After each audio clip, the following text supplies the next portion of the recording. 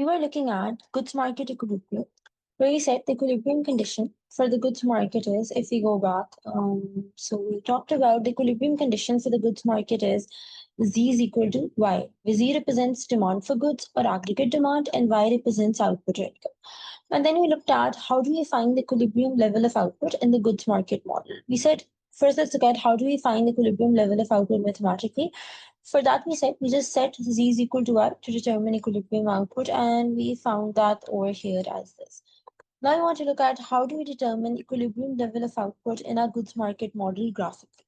For this, we will plot a graph that includes our demand schedule, i.e. our Z line, and the 45-degree line, with Z on the vertical axis and Y on the horizontal axis. So in order to determine the goods market equilibrium the equilibrium level of output graphically, so we will need a graph that includes our demand schedule and the 45-degree line. We'll look a little bit, we have already talked about the 45-degree line as one of the components of our model. We discussed it before.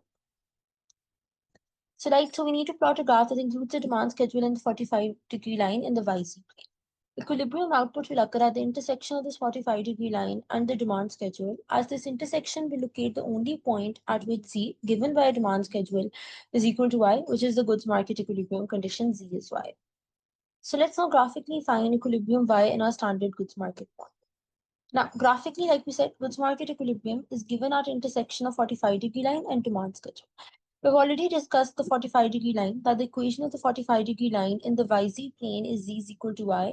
And when we compare it to the general equation of a straight line, we can see from here that this is an upward sloping line with slope 1 that goes through origin, something we discussed in detail earlier.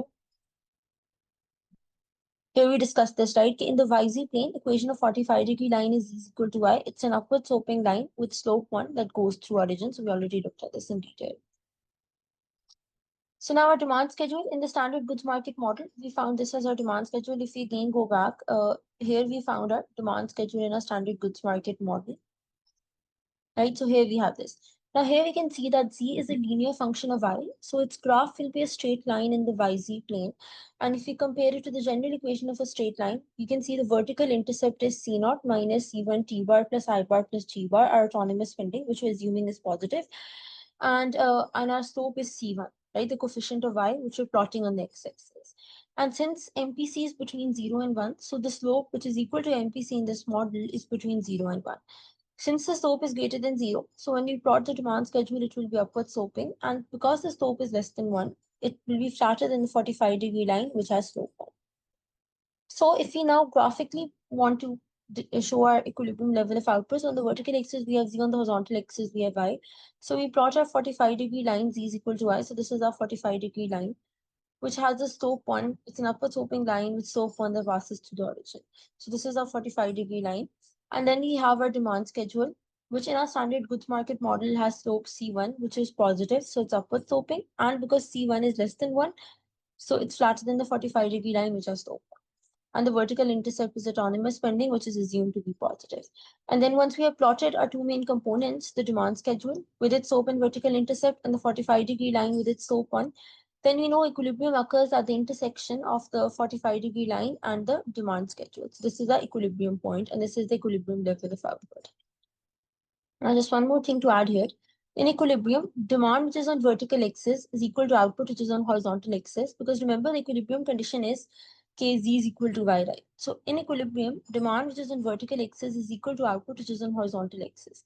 So in equilibrium, if Y is Y star, then Z is also equal to Y star. So we can represent equilibrium Y on vertical axis as well. So because in equilibrium, demand which is on vertical axis is equal to output which is on horizontal axis. So we know in equilibrium Y is Y star.